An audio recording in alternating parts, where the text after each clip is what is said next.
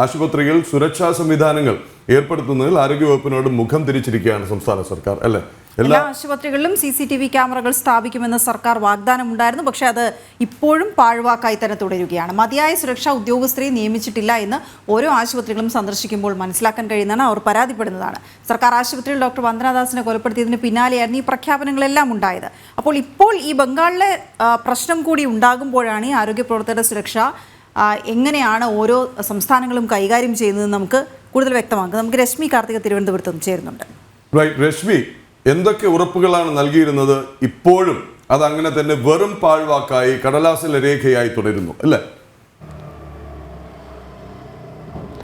അതെ പ്രദീപ്, അങ്ങനെ തന്നെയാണ്. ഈ ബംഗാളിലെ സംഭവത്തിന് പിന്നാലെ വലിയ ആശങ്കയിലാണ് സംസ്ഥാനത്തെ ആരോഗ്യ പ്രവർത്തകരും ഉള്ളത്. കാരണം ഈ നമുക്കറിയാം, വന്ദനയുടെ കൊലപാതകം അത് വലിയ രീതിയിൽ ഏവരെയും വേദനിപ്പിച്ചൊരു സംഭവമാണ്. സംഭവം കിടന്ന് ഇത്രത്തോളം കാലങ്ങൾ പിന്നിട്ടു. അന്ന് അത് വലിയ രീതിയിൽ ചർച്ച ചെയ്യപ്പെടുകയും അന്ന് മുഖ്യമന്ത്രി പിണറായി വിജയന്റെ അധ്യക്ഷതയിൽ യോഗം ചേരുകയും ഒക്കെ ചെയ്തിരുന്നു. അതിനുശേഷം ഈ ആശുപത്രികളിൽ, അതായത് സർക്കാർ ആശുപത്രികളിലെ ആണെങ്കിലും മറ്റ് ആശുപത്രികളിലെ ആണെങ്കിലും എല്ലാ ആശുപത്രികളിലെയും ആരോഗ്യ പ്രവർത്തകർക്ക് സുരക്ഷ ഉറപ്പാക്കുമെന്നുള്ള ഒരു വാഗ്ദാനം സർക്കാർ നൽകുകയുണ്ടായി. അതിനായി പോലീസിന്റെ ഔട്ട് പോസ്റ്റ് സ്ഥാപിക്കും, അതിനായി കൂടുതൽ ഉദ്യോഗസ്ഥരെ നിയമിക്കും, എല്ലാ ആശുപത്രികളിലും CCTV ക്യാമറകൾ സ്ഥാപിക്കും. ഇത്തരത്തിലുള്ള ഉറപ്പുകളാണ് സർക്കാരിന്റെ ഭാഗത്തു നിന്നും ഉണ്ടായത്. പക്ഷേ ആ ഉറപ്പിൽ ഒന്നുപോലും ഇതുവരെയും പാലിക്കപ്പെട്ടിട്ടില്ല എന്നുള്ളതാണ് അതിന്റെ ഒരു വസ്തുത. ഈ കൂടുതൽ ഉദ്യോഗസ്ഥരെ ഉൾപ്പെടെ നിയമിച്ചിട്ടില്ല, പോലീസ് ഔട്ട് പോസ്റ്റുകൾ സ്ഥാപിച്ചിട്ടില്ല എന്നുള്ളത് മുഖ്യമന്ത്രി തന്നെ നിയമസഭയിൽ തുറന്നു സമ്മതിക്കുകയും ചെയ്തിരുന്നു. വലിയ ആശങ്കയിലാണ് സംസ്ഥാനത്തെ ഈ ആരോഗ്യ പ്രവർത്തകരുള്ളത്. തിരുവനന്തപുരം മെഡിക്കൽ കോളേജിലെ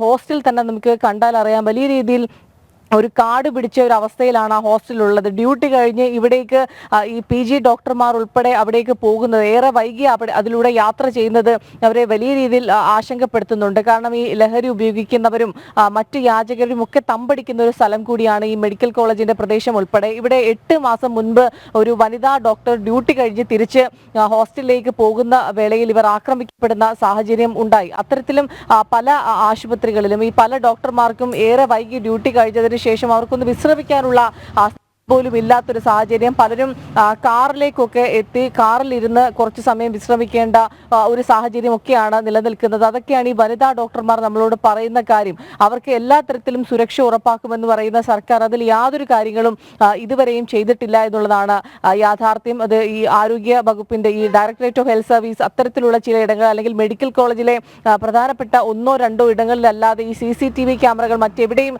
സ്ഥാപിച്ചിട്ടില്ല എന്നുള്ളതാണ്.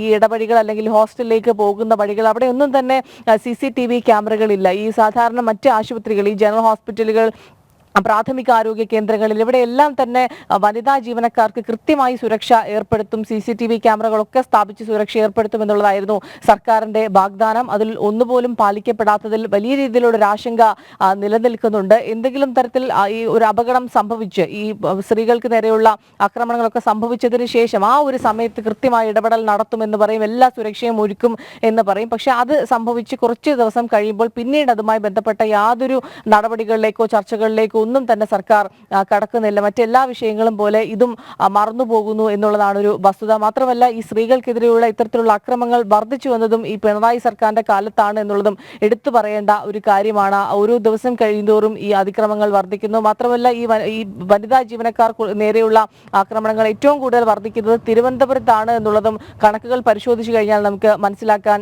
കഴിയും. അത് കഴിഞ്ഞ കുറെ നാളുകളിലെ കണക്കുകൾ പരിശോധിക്കുകയാണെങ്കിൽ ഈ പോലീസ് സംവിധാനമൊക്കെ ഏറ്റവും ശക്തമായത് മറ്റ് ജില്ലകളെക്കാൾ തിരുവനന്തപുരത്താണ്. അവിടെയാണ് ഈ ആക്രമണങ്ങൾ ഏറ്റവും കൂടുതൽ വർദ്ധിക്കുന്നത്. തിരുവനന്തപുരം മെഡിക്കൽ കോളേജിലാണെങ്കിലും ജനറൽ ആശുപത്രിയിലാണെങ്കിലും നെയ്യാറ്റിൻകര ആശുപത്രിയിലാണെങ്കിലും പേരൂർക്കടയിൽ ഇവിടെ ഒന്നും തന്നെ യാതൊരു തരത്തിലുള്ള സുരക്ഷയും ആരോഗ്യ പ്രവർത്തകർക്കില്ല. ഈ രാത്രി ഏറെ വൈകി വനിതാ ഡോക്ടർമാർ ഉൾപ്പെടെ ജോലി ചെയ്യേണ്ട സാഹചര്യമുണ്ട്. ആരോഗ്യ പ്രവർത്തകരുടെ കുറവുണ്ട് ഇപ്പോൾ നിലവിൽ. അതുകൊണ്ട് ഈ ഡ്യൂട്ടിയിലുള്ള ഡോക്ടർമാർ തന്നെ, ഈ വനിതാ ഡോക്ടർമാർ ഉൾപ്പെടെ മണിക്കൂറുകളോളം രാത്രി തുടർച്ചയായി ജോലി ചെയ്യേണ്ട സാഹചര്യമൊക്കെ നിലനിൽക്കുന്നുണ്ട്. അവിടേക്കൊക്കെ ഈ പലരും എത്തുമ്പോൾ ഈ ലഹരി ഉപയോഗിച്ചവരൊക്കെ തന്നെ ചികിത്സ തേടി എത്തുന്നുണ്ട്. അപ്പോൾ അവരുടെ ആക്രമണത്തിനൊക്കെ ഇരയാകേണ്ടി വരുന്നവർ പെട്ടെന്ന് എന്തെങ്കിലും തരത്തിലുള്ളൊരു സഹായത്തിനായി അവിടെ പോലീസ് ഔട്ട് പോസ്റ്റോ പോലീസുകാരെയോ ഉദ്യോഗസ്ഥരെയോ ഒന്നും തന്നെ നിയമിച്ചിട്ടില്ല എന്നുള്ളതാണ് യഥാർത്ഥ കാര്യം. ഏതായാലും ഈ ഒരു ബംഗാളിലെ സംഭവത്തിന് പിന്നാലെ ഈ സംസ്ഥാനത്തെ നഴ്സുമാരാണെങ്കിലും ഡോക്ടർമാരാണെങ്കിലും അവർ വലിയ രീതിയിലുള്ള ഒരു ആശങ്ക ഇക്കാര്യത്തിൽ പ്രകടിപ്പിച്ചിട്ടുണ്ട്. ശരി രശ്മി കാർത്തിക, ഡോക്ടർമാർക്കല്ലേ ആരോഗ്യ മേഖലയിലെ പ്രവർത്തകർക്ക് നൽകിയ ഉറപ്പുകൾ പാഴ്വാക്കായിരിക്കുകയാണ്.